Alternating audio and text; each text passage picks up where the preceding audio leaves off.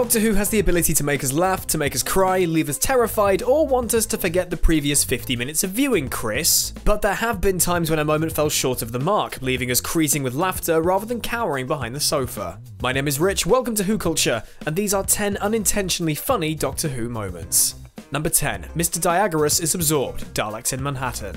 In the divisive Series 3 story, Daleks in Manhattan and Evolution of the Daleks, the cheeky cult of Skaro have moved on from Canary Wharf to the Empire State Building because apparently Dalek Sec gets tingly over tall things. After creating an army of pig men, which is already kind of funny, the Daleks turn to creating another army of human soldiers with a little bit of Dalek in them too, because sure. Then, however, Dalek Sec takes things one step further, and in a vain attempt at some pre-watershed body horror, Dalek Sec absorbs loyal servant Mr. DIAGORAS and births a Dalek human hybrid with, I've said it before and I'll say it again, face penises! This whole sequence just looks cheap and silly, and being within this aforementioned polarizing story, it doesn't evoke those feelings of fear that Helen Rayner really wanted us to feel. Number 9. The TESELECTA reveal, The Wedding of River Song.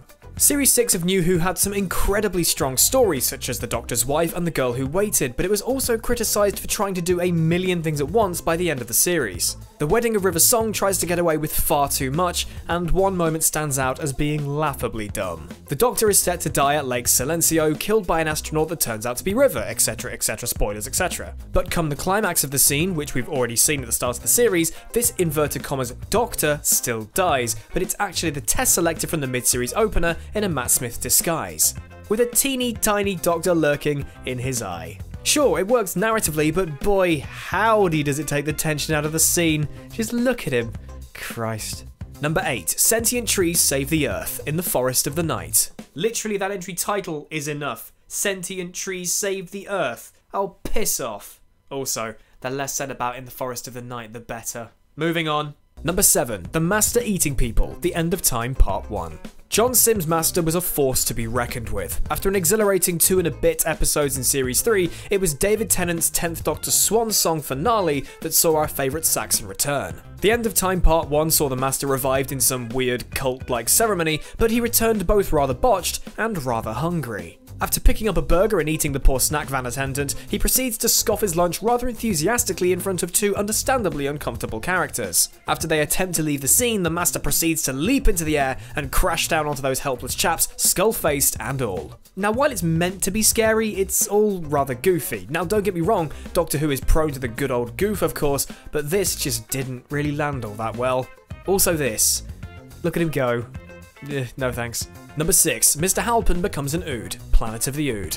Remember that scene in which Dr. Constantine grows a goddamn gas mask and gave us all nightmares? You're welcome for the reminder, by the way. Well, take that, try it again, and make it fall flat on its arse. That's right, it's Series 4's Planet of the Ood. Whilst the majority of this tale is actually quite dark and unsettling, and the character of Mr. Halpen is played brilliantly because we think he's a right cunt, the moment when the villain of the week is given his comeuppance doesn't quite stick the horrifying landing. Now, don't get me wrong, the idea of Ood Sigma poisoning him slowly, turning him into the species he spent so long subjugating is bleak and brilliant on paper, but the execution just doesn't do it justice. The effects look cheap, this particular part of the performance felt more comedic than it should have done, so don't hire a comedian to play the role then, and the whole thing just felt kinda deadpan. And it's a shame too, as said, the concept was great, but hey, you can't win them all. Number 5. Navigating the Asteroid Field, the TSURANGA Conundrum.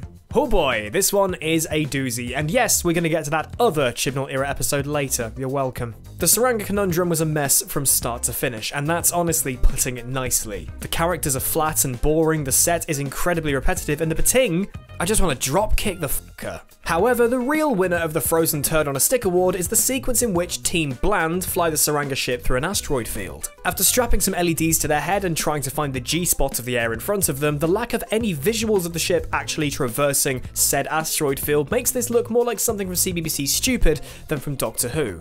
Also, Stupid on CBBC, what a great show. This episode was terrible enough up to this point, and this simply added a rotten cherry to not a cake, but a warm cowpat.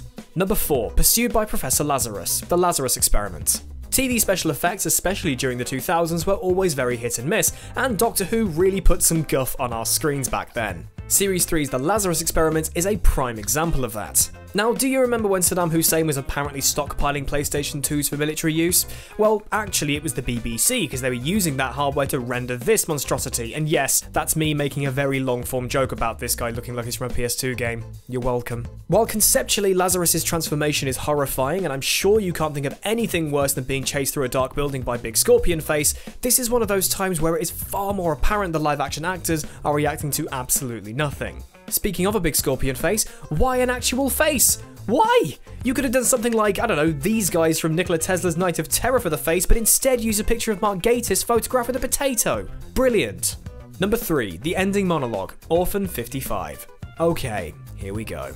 Politics and Doctor Who have gone hand in hand forever, you can't deny it. The Daleks are a parallel of the Nazis, etc, etc, it's as simple as that. When political themes are woven throughout a story but aren't necessarily explicitly addressed, it makes for a fantastic sublayer in the narrative being told. But if the politics are the be-all and the end-all of a story, it does not look good on the Doctor. So, after the planet Orphan 55 is revealed to be a future Earth and the dregs are evolved humans, the Doctor spirals off into an incredibly on-the-nose monologue about how pollution and war are incredibly damaging to our planet, and the landscape of Orphan 55 is but one potential outcome if we don't recycle cardboard. Cut to a dreg roaring at the camera and cue credits. Some have said it was a powerful, moving speech by Jodie Whittaker's 13th Doctor, but most people were sat in a puddle of their own piss, laughing hysterically. In this presenter's humble opinion, Orphan 55 is the worst episode of Doctor Who ever made.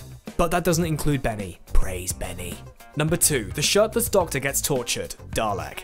While David Tennant and Matt Smith's nakedness were played up for laughs during their tenures, Christopher Eccleston's 9th Doctor didn't get quite the same treatment. In the masterpiece that is Series 1's Dalek, 9 outs himself as an alien in front of the very, very horny Henry Van Statten. He's then stripped down and strung up in front of Van Statten's laser X-ray machine, which looks like it hurts. Whilst 9 definitely isn't enjoying himself, Van Statten looks like he's about to pop a Metaltron in his trousers. Good grief, look at him. Seeing 9 shirtless was quite sudden in itself, but having old Henry smirking, locking eyes with the Doctor and trying to get his Metaltron to talk just adds a layer of weird humour to what should be a dark, unnerving scene. It is unnerving admittedly, but just not in the way it was intended. Number 1, the moon hatches. Kill the moon. There was a ton of ambition behind Kill the Moon, a much more tense relationship between the Doctor and companion, and giant goddamn spiders, no thank you. Certain moments like said relationship shine through in the final product, but there's one line that puts this entire episode to shame. The moon's an egg.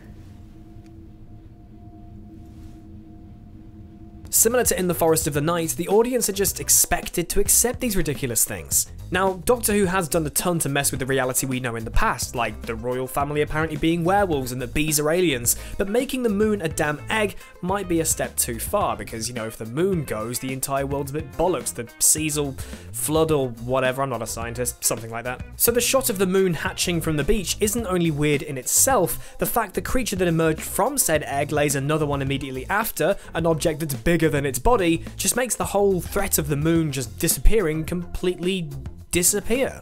I don't think viewers were laughing at this point, I think they were more prone to sticking their foot through the TV. And that is my list of unintentionally funny Doctor Who moments. Which bits made you laugh that should have made you cry? Let me know in the comment section down below. Don't forget to subscribe to WhoCulture if you haven't already, and I have been Rich. You can follow me on Twitter at PickupChangeToe and on Twitch at RichIsLive. Thank you very much for watching, take care of yourselves. I will see you soon.